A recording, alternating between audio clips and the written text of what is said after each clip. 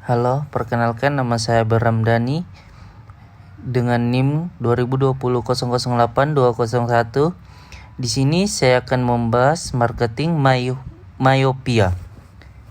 Di sini inti dari artikel ditulis pada tahun 1960. Artikel tersebut merevolusi proses pemikiran para manajer bisnis yang secara sempit berfokus pada produk yang mereka jual.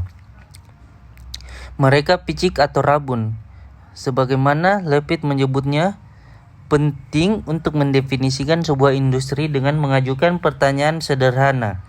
Bisnis apa yang kita geluti? Dan kedua, untuk memastikan pertumbuhan perusahaan harus mendefinisikan bisnis mereka dengan benar berdasarkan kebutuhan dan keinginan pelanggan. Bisnis sebenarnya adalah lembaga atau entitas yang memuaskan pelanggan. Apa sih itu arti kata miopia? Di sini miopia adalah rabun jauh atau kurangnya imajinasi atau pandangan ke depan, atau bisa juga wawasan intelektual. Di sini juga ada tujuan yang takdir.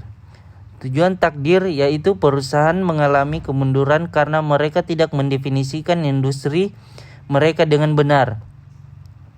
Contohnya, beberapa perusahaan yang berhasil dan tidak berhasil yang berorientasi pada produk dan tidak berorientasi pada pelanggan adalah yang pertama, kereta api, perpindahan barang versus transportasi, Hollywood, film atau bisa berperan atau hiburan, petroleum, bisnis minyak versus energi.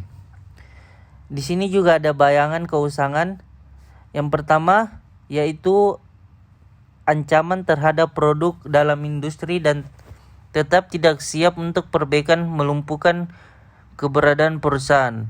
Dry cleaning atau serat sintetis dan bahan kimia muncul, kita tidak perlu lagi dry cleaning. Yang ketiga, utilitas listrik atau energi surya dan sel bahan bakar dan sumber daya lainnya merupakan ancaman bagi utilitas listrik. Yang terakhir, toko kelontong supermarket melakukan pekerjaan yang lebih baik dalam memahami kebutuhan pelanggan daripada toko kelontong. Di sini ada juga siklus menipu diri sendiri. Apa sih itu siklus menipu diri sendiri? Yaitu terjadi ketika perusahaan tidak memiliki visi sistem penilaian diri yang tidak tepat menyebabkan kegagalan dalam jangka panjang. Di sini ada 4 kondisi yang menjamin siklus menipu diri sendiri. Yang pertama, keyakinan bahwa pertumbuhan dijamin oleh populasi yang berkembang dan lebih makmur. Yang kedua, keyakinan bahwa tidak ada pengganti kompetitif untuk produk utama industri. Yang ketiga, terlalu percaya pada produksi massal dan keuntungan dari penurunan biaya per unit yang cepat saat output meningkat. Yang terakhir, preokupasi dengan produk yang cocok untuk eksperimen ilmiah yang dikontrol dengan cermat, dan peningkatan dan pengurangan biaya produksi. Di sini ada juga mitos penduduk, yaitu yang pertama, keuntungan yang terjamin berdasarkan pertambahan populasi. Yang kedua, apa sih meningkatkan pembelian? Yang ketiga, pertumbuhan pasar berdasarkan asumsi ini. Yang keempat, membatasi imajinasi. Yang kelima, tidak ada masalah. Dan yang terakhir, tidak ada pemikiran. Di sini juga ada tekanan produksi. Yang pertama, produksi massal, dan selanjutnya berkendara ke products. Yang selanjutnya kemungkinan keuntungan yang spektakuler, dan yang keempat pemasaran diabaikan, dan kelima luck di Detroit, dan keenam gagal mengungkapkan keinginan pelanggan. Yang ketujuh berorientasi pada produk. Yang ketujuh for. Yang ke-8 jenius produksi. Yang ke-9 jenius pemasaran. Yang ke-10 produk provinsialisme. Yang terakhir penghancur kreatif. Di sini juga ada bahaya R&D. Yang pertama, insinyur kelas atas dan manajemen ilmuwan. bias mendukung penelitian dan pengembangan produk. Pemasaran diperlakukan sebagai aktivitas residual. Yang keempat, bias terhadap variabel yang dapat dikontrol. Yang kelima, konsumen adalah. Yang keenam, tidak ada dapat diprediksi. Yang ketujuh, bervariasi. Yang kedelapan, berubah-ubah. Yang kesembilan, bodoh. Yang kesepuluh adalah rabun jauh. Yang ke-11 keras kepala. Yang terakhir mengganggu. Di sini juga ada perawatan anak langka.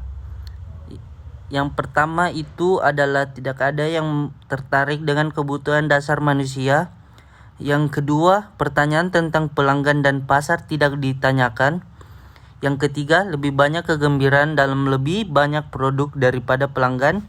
Yang terakhir, artikel yang dirinci untuk diproduksi dan tidak ada untuk pemasaran. Di sini ada juga apa sih itu awal dan akhir. Yang pertama yaitu sudut pandang proses yang memuaskan pelanggan sangat penting. Yang kedua, melanggar aturan metode ilmiah. Yang ketiga, tentukan masalahnya. Yang keempat, kekembangan hipotesis untuk memecahkan masalah. Yang kelima, kepuasan pelanggan tidak dianggap sebagai masalah.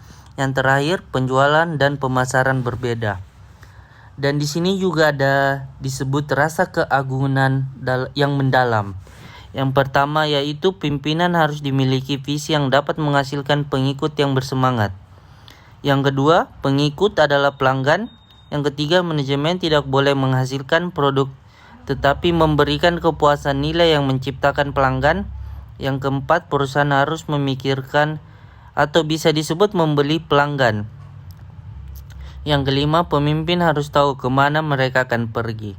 Yang terakhir, jika seorang pemimpin menempuh jalan apapun, mereka mungkin juga tinggal di rumah. Di sini juga ada beberapa syarat. Yang pertama itu pluralisme produk. Yang kedua, perawatan anak tiri. Yang ketiga, penghancuran yang kreatif. Dan yang terakhir awal dan akhir. Sekian dari presentasi saya. Bila ada salah kata mohon dimaafkan. Wassalamualaikum warahmatullahi wabarakatuh.